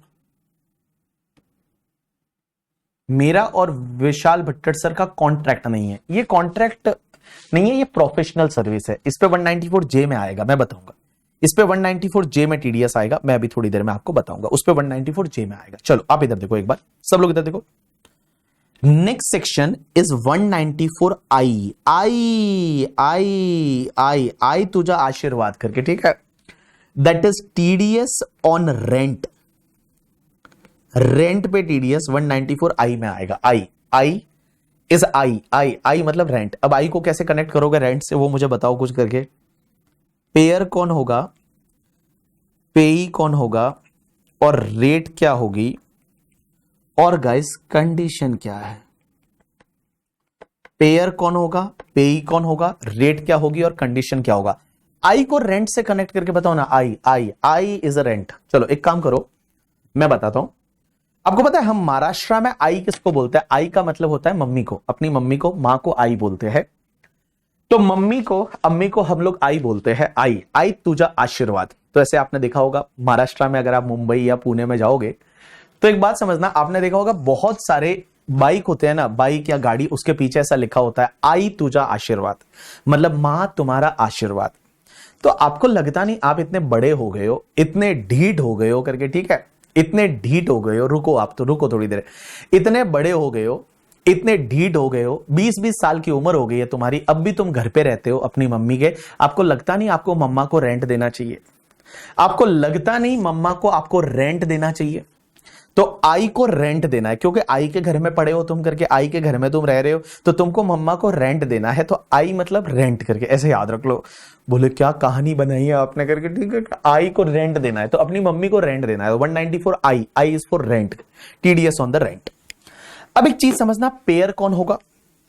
तो मैं बताऊं, यहां पे जो पेयर है ना, वो पेयर में एनी पर्सन, कोई भी पर्सन हो सकता है। बट बेटा बीबी सर की वाइफ को यहां पे छोड़ के, बीबी सर की वाइफ को टीडीएस नहीं काटना, क्योंकि ये भी तो हाईजैकर में आता है। मैंने क्या बोला था, 6 सेक्शन ऐसी है, HIJACR, हाईजैकर। मेरी वाइफ हाईजैकर है, तो मेरी वाइफ को HIJACR में टीडीएस नहीं काटना। तो इंडिविजुअल एचयूएफ अगर किसी को रेंट देता है तो टीडीएस नहीं काटना। इंडिविजुअल एचयूएफ को टीडीएस तभी काटना है जब लास्ट ईयर का टर्नओवर 1 करोड़ से ज्यादा है या ग्रॉस रिसीट 50 लाख से ज्यादा है, तो टीडीएस काटना है। अदरवाइज इंडिविजुअल एचयूएफ ने किसी को रेंट दिया तो टीडीएस नहीं काटना।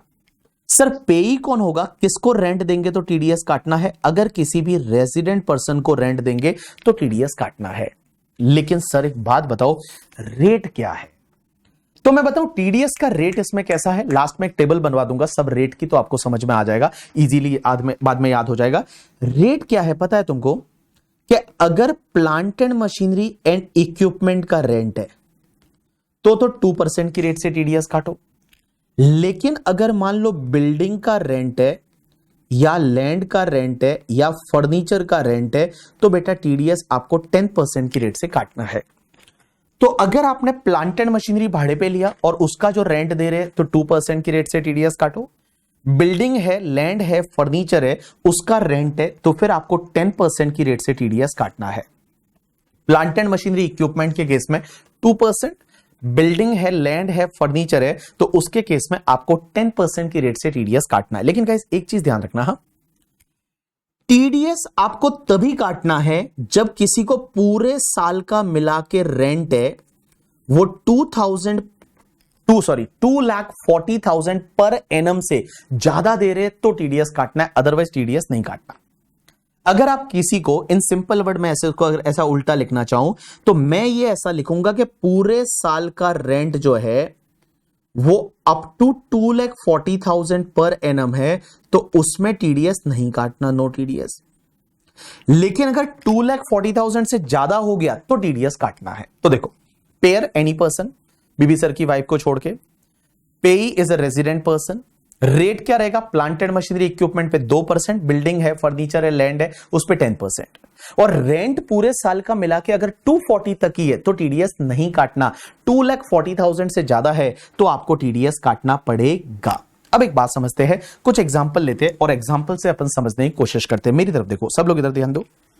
जैसे आपको पता है हमारी एक कंपनी है जिसका नाम है बीबी वर्चुअल्स प्राइवेट लिमिटेड, और हमने है ना ये स्टूडियो भाड़े पे ले रखा है। ये हमारा जो स्टूडियो है जिससे मैं पढ़ा रहा हूं ये हमने भाड़े पे ले रखा है। और ये स्टूडियो भाड़े पे ले रखा है किससे पता है? मिस्टर काका से। एक बंदा है जिसका नाम है मिस्टर काका, तो काका से हमने भाड़े पे ले रखा है। अब एक बात समझना, इस काका को हम भाड़ा दे रहे हैं, वो मंथली भाड़ा दे रहे हैं 40,000 रुपीज पर मंथ। सो 40,000 रुपीज पर मंथ दे रहे हैं काका को भाड़ा, किसका? स्टूडियो का। बिल्डिंग है ये, तो बिल्डिंग का भाड़ा जो है वो हम बिल्डिंग का भाड़ा काका को दे रहे हैं, वो 40,000 पर मंथ दे रहे हैं। तो 40,000 multiply by 12 it's comes to the 4,80,000। तो हमने 4,80,000 मींस 2,40,000 से ज्यादा दिया तो टीडीएस आएगा? आंसर इज यस आएगा, आंसर इज यस आएगा।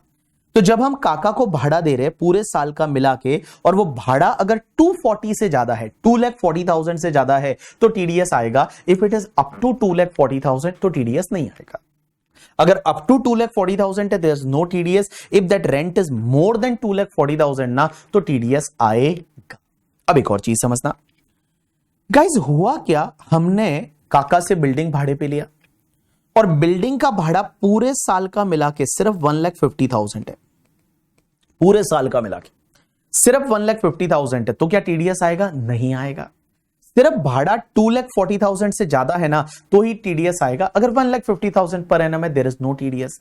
लेकिन गाइस मान लो हमने क्या किया पता है? काका से फर्नीचर भी भाड़े पे लिया है। तो काका से जो फर्नीचर है, ये मेरा पोडियम है, टेबल है, ये सब फर्नीचर भी हमने भाड़े पे लिया है।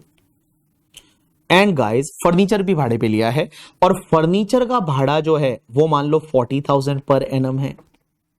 हमने काका से कुछ प्लांट एंड मशीनरी भी भाड़े पे लिए। काका से हमने प्लांट एंड मशीनरी, हमारे एसी वेसी जो है वो भी सब भाड़े पे लिए है।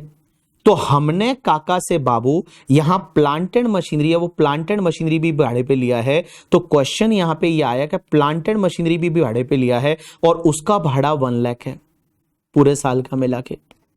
तो क्या अब टीडीएस आएगा या नहीं आएगा? देखो, बंदे से बिल्डिंग भाड़े पे लिया 150 पर एनम, फर्नीचर भी लिया है 40,000 per annum, plant and machinery भी लिया है 1 लाख। देखो किसी का इंडिविजुअल 240 से ज्यादा नहीं है, बट सब असेट का मिला के काका को जो रेंट दे रहे हैं वो 240 से ज्यादा है, क्योंकि 150 and 1 lakh is a 250 and 40,000 is a 290। सो यहां पे गाइस आपका 2,40,000 का लिमिट क्रॉस हो गया। तो क्या टीडीएस आएगा या नहीं आएगा? राइट आंसर इज आएगा। तो आपको यह देखना है ना, किसी भी पर्सन को जो रेंट दे रहे हो, अगर उसको रेंट 240 से ज्यादा है तो आपको टीडीएस काटना है। तो बाबू यहां पे फर्नीचर पे आपका जो टीडीएस का रेट रहेगा दैट इज द 10%। बिल्डिंग पे टीडीएस का रेट है वो 10% रहेगा। प्लांट एंड मशीनरी पे टीडीएस का रेट है, वो प्लांट एंड मशीनरी पे आपका जो टीडीएस का रेट है दैट्स कम्स टू द 2%। तो ऐसे आपको टीडीएस काटना पड़ेगा। अब एक और चीज समझना, लास्ट एग्जांपल इधर ध्यान दीजिए। हुआ क्या गाइस, जैसे हमारी कंपनी है बीबी वर्चुअल्स प्राइवेट लिमिटेड, और हमने क्या किया, एक बिल्डिंग भाड़े पे ली। ये जो बिल्डिंग है ये हमने भाड़े पे ली, एक ही बिल्डिंग है, इसको भाड़े पे ले लिया। लेकिन इसका जो रेंट है 4 लाख पर एनम है, तो 4 लाख पर एनम है तो आप बोलोगे टीडीएस आएगा। लेकिन गाइस समझना, ये जो बिल्डिंग है ना, ये 2 भाइयों के नाम पे है। एक का नाम है राजा और एक का नाम है काका। 2 भाई है, जॉइंट ओनर है। एक का नाम है राजा और एक का नाम है काका। एक का नाम है राजा और एक का नाम है काका।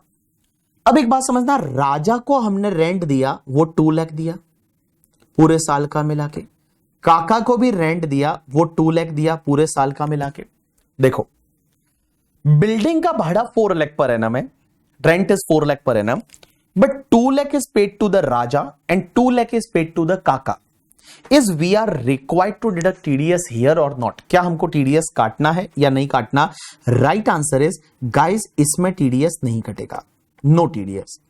तो आपको कुल मिला के ये देखना है कि भाई साहब, जब आप किसी को रेंट दे रहे हैं, वो रेंट जिसको दे रहे उस पर्सन को अगर 240 से ज्यादा का रेंट दिया, रेंट किसी भी एसेट का मिला के हो सकता है, अगर जिस पर्सन को दे रहे उसको पेई वाइज लिमिट देखी जाएगी यहां पे कि पेई जो है उसको अगर 240 से ज्यादा का रेंट दिया तो ही आपको टीडीएस काटना है, अदरवाइज आपको टीडीएस काटने की जरूरत नहीं है।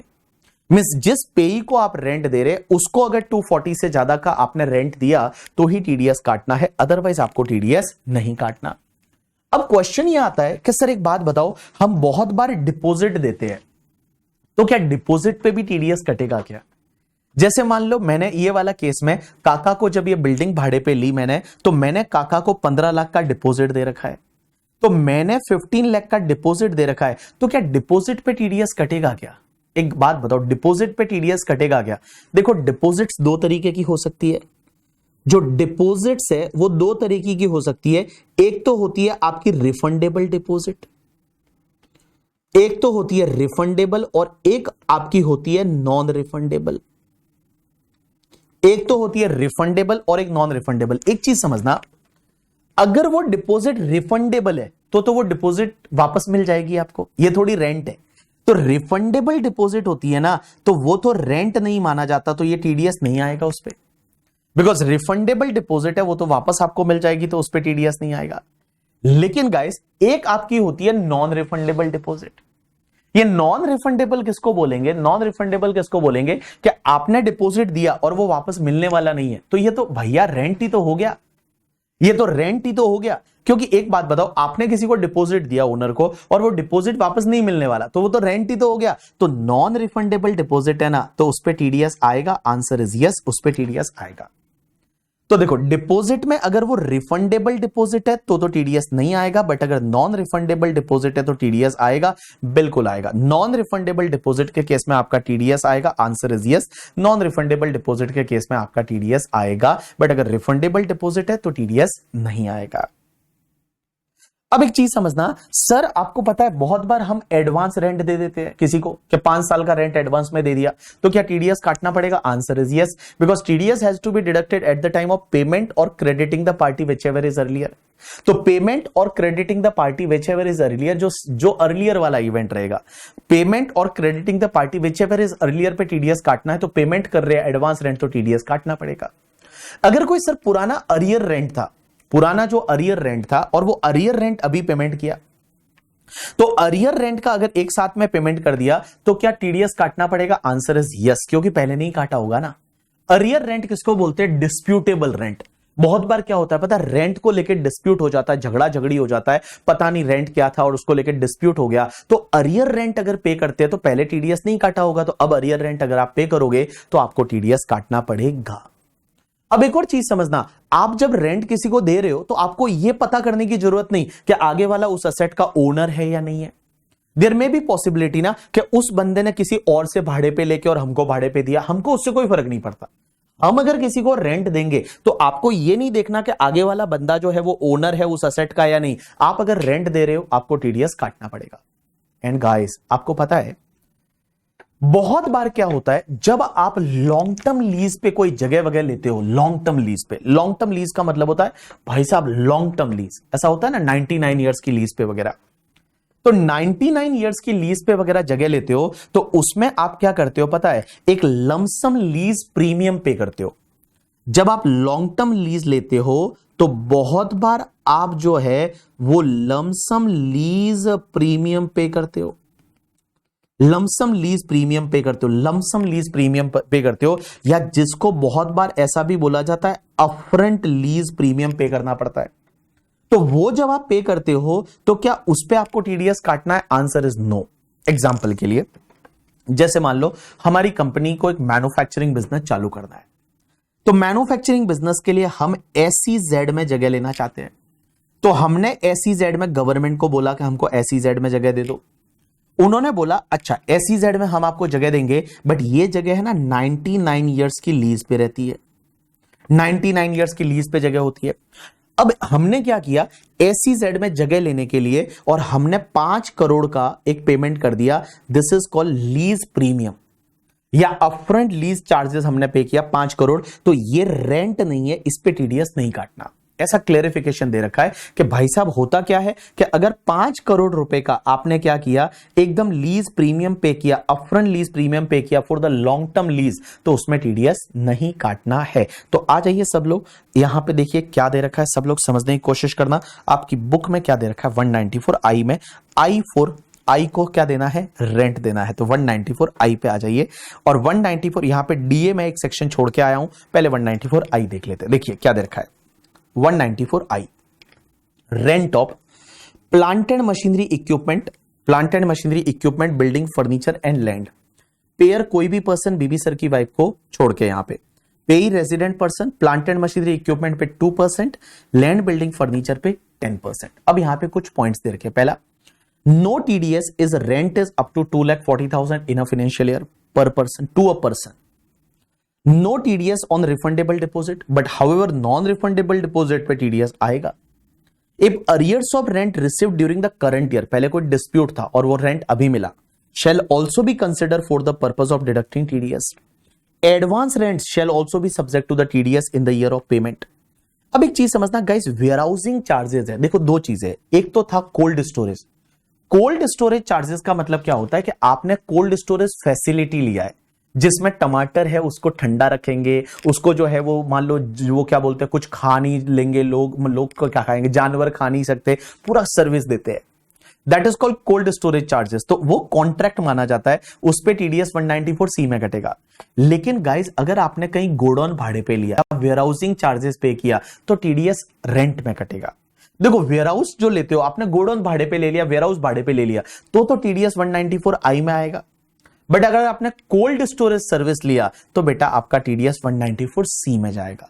तो cold storage charges 194C contract में जाएगा, बट अगर आपने वेयरहाउस भाड़े पे लिया है या गोडाउन भाड़े पे लिया है तो उसका टीडीएस आपका यहां पे आएगा अंडर सेक्शन 194I। देखिए क्या दे रखा है, warehousing charges shall also subject to TDS under this section. It is not necessary that payee must be owner of any above mentioned above asset। आपको देखना नहीं है कि आगे वाला ओनर है या नहीं, उससे कोई फर्क नहीं पड़ता। नेक्स्ट पार्ट, सीबीडीटी का सर्क्यूलर है, लमसम लीज प्रीमियम पेड और one time upfront lease charges paid which are not adjustable again the rent. ये कोई रेंट नहीं है, ये एडजस्ट रेंट से नहीं होने वाला। And which are paid for acquisition of long term lease right are not in the nature of rent, और इस पे टीडीएस नहीं आएगा। एंड लास्ट पॉइंट ये बोलता है, ये गाइस अगर आप कभी एयरपोर्ट गए होंगे ना, अगर कभी गए होंगे, नहीं गए तो कोई बात नहीं, मैं तो सीए बनने के 2 साल बाद फ्लाइट में बैठा था। जब मैं सीए बना, सीए बनने के 2 साल बाद फ्लाइट में बैठने का मौका मिला, उससे पहले मिला ही नहीं गरीब को। तो मैं जब फ्लाइट में, अब आप अगर फ्लाइट में एयरपोर्ट पे जाओगे ना, एयरपोर्ट बहुत सुंदर होते हैं पता है। उसमें अगर आप मुंबई का T2 देखोगे या फिर एक बैंगलोर का एयरपोर्ट बना है या एक दिल्ली का जो एयरपोर्ट है, भाई साहब क्लास, आपको लगेगा ही नहीं आप इंडिया में हो। इतनी शानदार एकदम बढ़िया सा लाइट म्यूजिक चलता रहता है, देखते ही रोशनी रोशनी, सब जगह अच्छे अच्छे लोग दिखेंगे आपको, अच्छी अच्छी दुकानें दिखेगी, एकदम साफ सुथरा दिखेगा सब। वॉशरूम में जाओगे तो भाई साहब वॉशरूम एकदम क्लास लेवल के होंगे, सोने के लिए जगह भी रहती है, आपको आराम करना है तो ठीक है। अगर कोई सिगरेट वो पीता है उसके लिए अलग से, ऐसा सिगरेट पीने के लिए अलग से कैबिन बना रखे होते हैं कि उसमें जाके आप सिगरेट पी सकते हो, जो पीते हैं करके, कैंसर चाहिए तो पी लो करके, ठीक है, तो उनके लिए कैंसर के लिए अलग से बना रखा होता है। एक बात बताओ, एक बात बताओ, एक बात बताओ, मैं बताऊं आपको, ये जो एयरपोर्ट इतनी सर्विस देता है सर, इसका पैसा कहां से आता होगा? अदानी चलाता है एयरपोर्ट। तो मुंबई का जो है वो एयरपोर्ट है वो अदानी चलाता है। तो सर अदानी इतना पैसा कहां से लाता होगा इतनी साफ सफाई रखने के लिए, पानी पीने के लिए? उधर पानी पीने की मशीन लगी होती है, तो बटन दबाओ आपके मुंह में सीधा पानी चला जाता है करके, ठीक है। तो भैया बटन दबाओ मुंह में पानी चला जाता है, बोला क्या बोल रहे हो आप करके, ठीक है। अरे वो एक मशीन आती है ना जिसमें पता है आपको एक बटन दबाओ और फिर आपको ऐसे पीना पड़ता है, मतलब वो पानी जो है वो ऐसे आता है, मतलब ऐसे नल लगा होता है, एक नलका लगा होता है, और वो नलके से जैसे ही बटन दबाते हो तो पानी ऐसे ऊपर आता है, तो आपको डायरेक्ट मुंह से पीना पड़ता है। There is no need glass व्लास लेने की जरूरत नहीं, आपको सीधा मुंह से पानी पीना पड़ता है। बड़ा गंदा लगता है मेरे को, तो मैंने नहीं पीता वहां से, ठीक है, बट वैसे लगा होता है वहां पे। एक बात बताओ, ये पैसा कहां से आता है? ये बोलता है पैसा कहां से आता है करके, ठीक है, तो मैं बताऊं ये पैसा कहां से आता है। ये बोलता है वहां पे एयर होस्टेस भी होती है करके, ठीक है। अरे भाई इन लोगों को, मतलब मैं बताऊं ना, इन लोगों की मतलब मैं क्या बोलूं, मैं बोल ही नहीं सकता करके, ठीक है, इंटर के बच्चे हैं। तो एक बात बताओ, ये इतना सब पैसा अदानी के पास कहां से आता है? बोलता है करप्शन करके आता है। नहीं, आपको पता है इसमें क्या होता है कि आप जब फ्लाइट में जाते हो ना, तो आपको एक पैसेंजर सर्विस फीस देनी पड़ती है 200-300 रुपया। तो जैसे ही मैंने एयर इंडिया से बुकिंग किया, तो मैंने एयर इंडिया इंडिगो को बुकिंग किया, तो मैं जब टिकट का बुकिंग करता हूं ना, तो 5,000 रुपया मान लो टिकट का है, तो उसमें 200 रुपया ये लोग क्या करते हैं, पैसेंजर सर्विस फीस जोड़ देते हैं, और मेरे से टिकट का 5,000 और 200 लेते हैं। और गाइस ये जो 200 रुपया है ना, ये 200 रुपया ये लोग किसको दे देते हैं? ये 200 रुपया जो 200 रुपीज है, ये अदानी को देते हैं, और इससे मेंटेन होता है। तो मैंने क्या किया, मैंने बुकिंग किया इंडिगो पे या एयर इंडिया पे, एयरलाइंस कंपनी को, तो उसने टिकट बुक किया, तो उसने 200 रुपया मेरे से ले लिया। अब एक बात समझना, वो 200 रुपया जो है वो फिर अदानी को दे देंगे। वो जो 200 रुपया है वो अदानी को दे देंगे, और जब 200 रुपया जो अदानी को दे देंगे, तो वो उसमें क्वेश्चन ये आता है क्या ये रेंट माना जाएगा? क्या इसमें टैक्स, इसमें टीडीएस काटना पड़ेगा? Answer is no. तो देखिए क्या दे रखा है, पैसेंजर सर्विस फीस मैंने दिया एयर इंडिया को, एयर इंडिया ने दिया अदानी को। तो देखिए क्या हुआ, passenger service fees paid by airlines company to the airport operator is not treated as rent, so TDS not applicable under section 194I। इसमें TDS नहीं आएगा। डन। अब मैं आपको एक लास्ट सेक्शन पढ़ा के और छोड़ रहा हूं, अब मैं आपको लास्ट सेक्शन पढ़ा के छोड़ रहा हूं, दैट इज द, एक बात समझना, आप समझिए एक सेक्शन को, और उसके बाद मैं आपको छोड़ रहा हूं। आपको पता है एक सेक्शन 194 DA क्या है? लाइफ इंश्योरेंस पॉलिसी का आपका मैच्योरिटी, लाइफ इंश्योरेंस पॉलिसी का मैच्योरिटी, लाइफ इंश्योरेंस पॉलिसी का मैच्योरिटी, लाइफ इंश्योरेंस पॉलिसी का मैच्योरिटी। अब एक चीज समझना, सबसे पहली चीज मैं बताऊं, लाइफ इंश्योरेंस पॉलिसी जो आप लेते हो, जीवन बीमा, अगर आपको कुछ हो जाता है तो भैया पैसा मिलेगा। अब देखो लाइफ इंश्योरेंस पॉलिसी का मैच्योरिटी ऐसे एग्जेम्प्ट होता है, ये वाला टॉपिक मैं आपको कल पढ़ाऊंगा कि लाइफ इंश्योरेंस पॉलिसी की मैच्योरिटी का क्या होता है, बट आप ये समझिए लाइफ इंश्योरेंस पॉलिसी का मैच्योरिटी ऐसे तो एग्जेम्प्ट होता है। लेकिन गाइस एक चीज ध्यान रखना, एक केस में लाइफ इंश्योरेंस पॉलिसी का मैच्योरिटी टैक्सेबल होगा। कौन से केस में पता है? आप ऐसा याद रखिए, आपको पता है डिडक्शन टॉपिक में हमने एक पॉइंट पढ़ा था कि जब भी आप लाइफ इंश्योरेंस पॉलिसी का प्रीमियम पे करते हैं तो उसमें एक लिमिट थी। लिमिट ये थी कि पॉलिसी 1/4/2012 से पहले ले रखा है तो प्रीमियम आप कितना पे कर सकते हैं? Up to 20% of the policy value. अगर आपने पॉलिसी 1/4/2012 के बाद में लिया है तो आप प्रीमियम पे कर सकते हैं 10% ऑफ पॉलिसी वैल्यू। एंड अगर आपने पॉलिसी 1/4/2013 या उसके बाद में लिया है हैंडीकैप्ड के लिए, तो प्रीमियम पे कर सकते हैं पॉलिसी वैल्यू का 15%। ऐसा डिडक्शन टॉपिक में एक लिमिट था। अब आप एक चीज समझना, अगर वो लिमिट क्रॉस हो गई तो मैच्योरिटी टैक्सेबल होगी। अगर वो लिमिट क्रॉस हो गई तो मैच्योरिटी टैक्सेबल होगी, और मैच्योरिटी अगर टैक्सेबल होगी, टैक्सेबल तभी होगी अगर वो लिमिट क्रॉस हो गई। अगर वो लिमिट के अंदर अंदर आपने प्रीमियम पे किया तो कोई दिक्कत नहीं, बट अगर मान लो वो लिमिट क्रॉस हो गई तो बेटा आपके हाथ में मैच्योरिटी टैक्सेबल होगी, और टैक्सेबल होगी तो इसमें टीडीएस भी आएगा। अब एक बात समझना, टीडीएस कौन काटेगा? तो मैं बताऊं, इस सेक्शन में पेयर कौन है, इस सेक्शन में पेई कौन है, और इस सेक्शन में रेट क्या है, समझना। हाँ देखो, pair is a resident, sorry pair is a any person, कोई भी पर्सन, मतलब आपकी जो इंश्योरेंस कंपनी है वो पेमेंट करेगी। पेई इज अ रेजिडेंट पर्सन। अब एक बात समझना, इसमें जो टीडीएस का रेट है वो टीडीएस का रेट 5% है, बट 5% किस पे पता है? पूरे मैच्योरिटी अमाउंट पे नहीं, सिर्फ इनकम कंपोनेंट पे। जो इनकम वाला पार्ट है उस पे आपका 5% टीडीएस कटेगा। लेकिन गाइस 5% की रेट इस बार बहुत सारी चेंज हो गई है, तो इसमें 1 अक्टूबर 2024 से ये रेट 2% हो गई है। 2% की रेट से टीडीएस कटेगा। अब एक और चीज समझना, इसमें टीडीएस तभी कटेगा जब आपका मैच्योरिटी अमाउंट 1 लाख रुपीज या उससे ज्यादा है। Means no TDS if maturity is up to 1 lakh. अगर sorry maturity is less than 1 lakh. अगर आपका लेस देन 1 लाख है ना तो टीडीएस नहीं आएगा। अगर मैच्योरिटी अमाउंट 1 लाख रुपया या उससे ज्यादा है तो टीडीएस आएगा 5% या 2%। पहले रेट 5% थी, बट आधे साल की रेट है वो 2% है। पहले 5% थी, अब आपकी 2% होगी। तो देखो, लाइफ इंश्योरेंस पॉलिसी का मैच्योरिटी लास्ट सेक्शन है आज के लिए, इसके ज्यादा कुछ नहीं पढ़ाऊंगा। लाइफ इंश्योरेंस पॉलिसी है जीवन बीमा, उसका मैच्योरिटी होता है, तो मैच्योरिटी तो एग्जेम्प्ट होता है। लेकिन गाइस ध्यान रखना, जो डिडक्शन टॉपिक में हमने पढ़ा था ना, वो लिमिट क्रॉस कर देते हो, और वो लिमिट क्रॉस कर देते हो मींस आपका पॉलिसी 1/4/2012 से पहले ले रखा है तो 20% का लिमिट है, उसके बाद ले रखा है 10%, हैंडीकैप के लिए ले रखा है 15%, वो लिमिट को क्रॉस कर दिया तो मैच्योरिटी टैक्सेबल है, और मैच्योरिटी टैक्सेबल है तो बेटा टीडीएस काटना पड़ेगा। मैच्योरिटी टैक्सेबल है तो टीडीएस काटना पड़ेगा। और बेटा पेयर एनी पर्सन, पेई रेजिडेंट पर्सन, रेट क्या रहेगा? 5%। लेकिन अब रेट हो गया है 2%। टीडीएस कौन से अमाउंट पे कटेगा पता है? टीडीएस कटेगा जितना आपका मैच्योरिटी का अमाउंट है, मैच्योरिटी अमाउंट माइनस आपने प्रीमियम कितना पे किया था। जैसे फॉर एन एग्जांपल, मैंने 5 साल में प्रीमियम पे किया था, वो मान लो 10 लाख का प्रीमियम पे किया था, और मेरा मैच्योरिटी अमाउंट जो आ रहा है वो मान लो 13 लाख रुपया आ रहा है, तो बाबू मेरा 3 लाख पे टीडीएस कटेगा, 3 लाख रुपए पे टीडीएस कटेगा। और टीडीएस तभी कटता है जब मैच्योरिटी आपका 1 लाख या उससे ज्यादा है, लेस देन 1 लाख है तो टीडीएस नहीं कटेगा। तो देखिए, ये वाली जो सेक्शन है, ट्राई टू अंडरस्टैंड। इसमें एक पॉइंट अभी नहीं पढ़ना है आपको। देखिए पहले, सबसे पहले 194 DA, maturity of life insurance policy. इसको कैसे याद रखोगे पता है? डीए, डीए को ऐसे याद रखो कि बेटा डेथ आफ्टर क्या चीज काम आती है? Death after. डेथ आफ्टर का सिक्योरिटी किससे मिलता है? ऑब्वियसली एलआईसी की पॉलिसी से मिलता है, लाइफ इंश्योरेंस पॉलिसी से मिलता है। तो डेथ आफ्टर, डीए का मतलब डेथ आफ्टर, डीए का मतलब डेथ आफ्टर, ठीक है। तो maturity of life insurance policy, pair any person, पेई रेजिडेंट पर्सन, रेट 5% था, लेकिन अभी रेट आपका 2% हो गया है। TDS required to be deducted only at the time of payment. No TDS अगर मैच्योरिटी एग्जेम्प्ट है तो।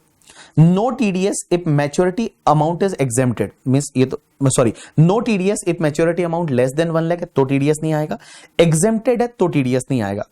अब एक बात समझना, ये वाला जो पॉइंट यहां दे रखा है कि कब ये टैक्सेबल होता है, कब एग्जेम्प्ट, इसको आप छोड़ दीजिए, इसको अपन कल पढ़ेंगे। And last point, in this section TDS is applicable on the income component, that is maturity amount minus the premium paid. Done.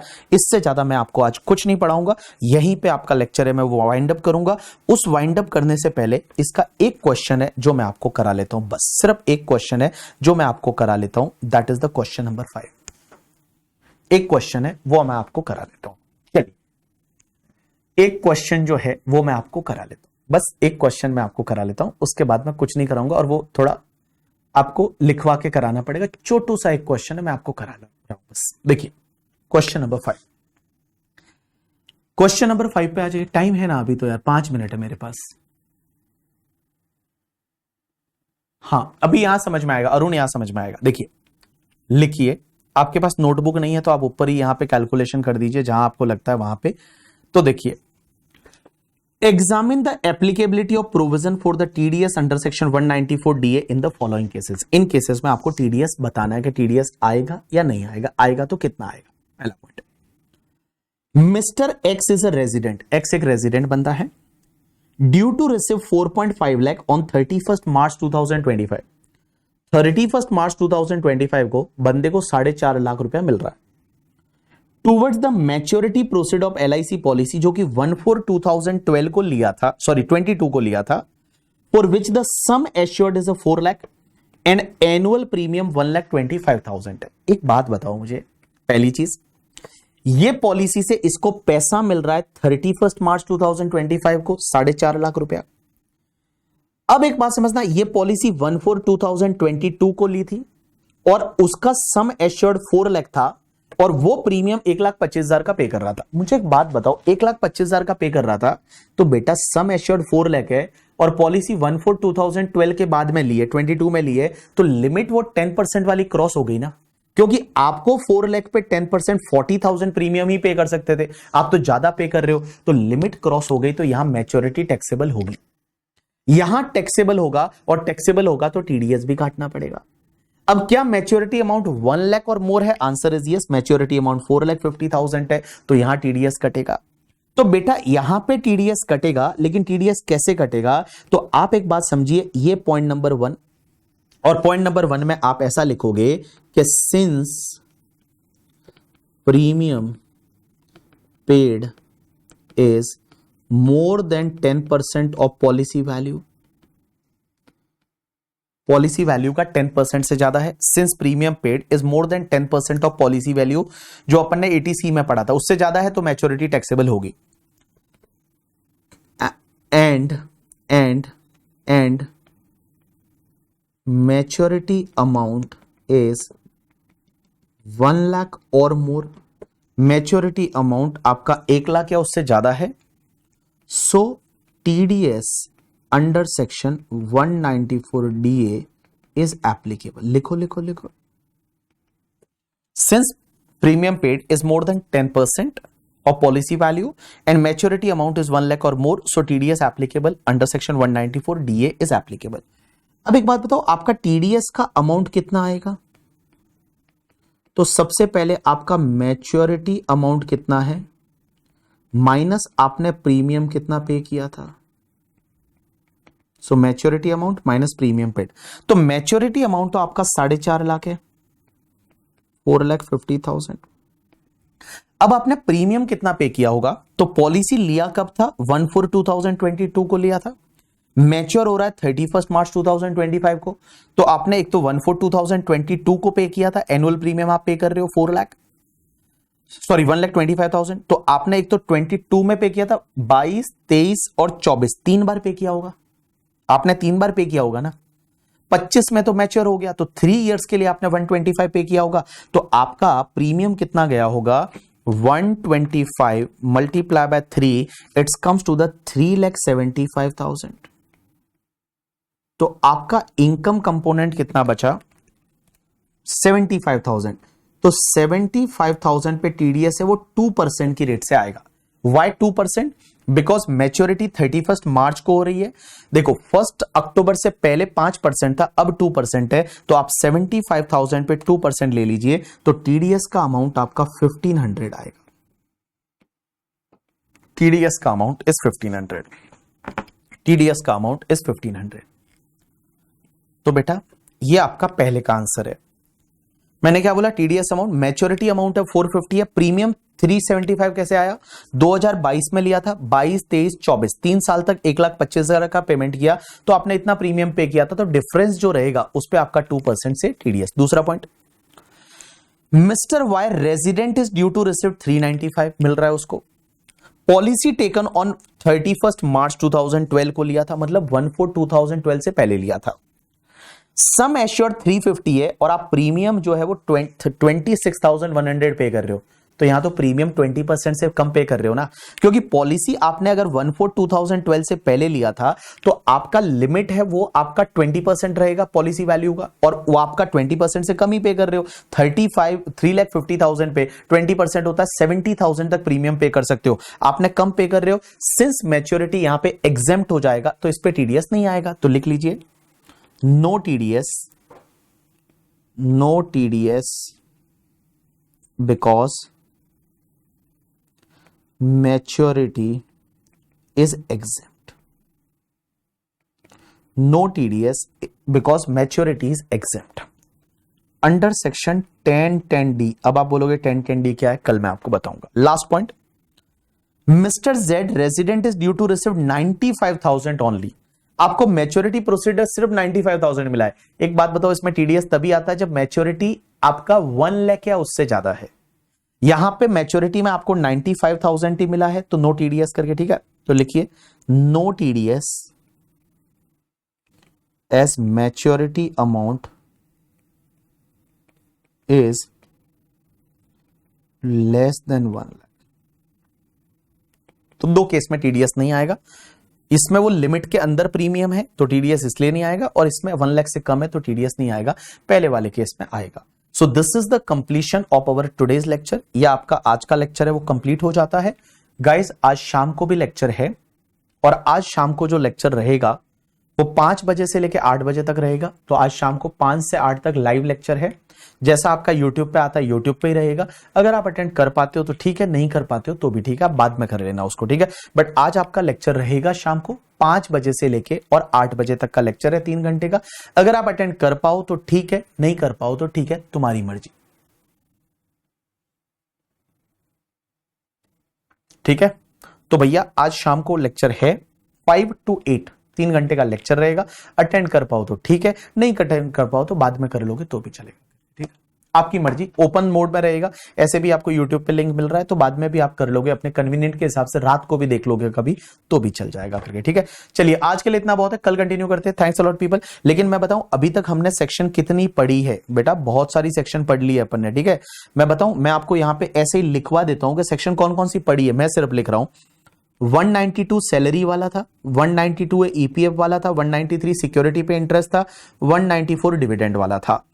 उसके बाद 194 इंटरेस्ट वाला था, 194 बी बड़े लोग विनिंग वाला था, 194 बी बी हॉर्स रेसेस की विनिंग, 194 बी ए बड़ा एडिक्ट ऑनलाइन गेमिंग वाला, 194 सी कॉन्ट्रैक्ट वाला था, 194 D that is Dalal insurance agent वाला कमीशन था, 194 डी ए अभी पड़ा death after life insurance policy का मैच्योरिटी, 194 जी जो था that was lottery agent gambling. उसके बाद 194 एच था कमीशन ब्रोकरेज वाला, एंड 194 आई था ABCDEFGHI. इतना हो गया है. तो देखो बेटा 4 4 4 एंड 2, तो आपकी कितनी सेक्शन हो गई, 4 4 8 4 12 और 4 14. तो आपकी 14 सेक्शन हो चुकी है, ठीक है बेटा. ज्यादा नहीं, 20 सेक्शन होगी, उससे ज्यादा नहीं होगी, टेंशन मत लो. तो सर 7 बजे कर लो, 7 बजे ले लूं, 7 से 10, 7 से 10 ले लूं फिर.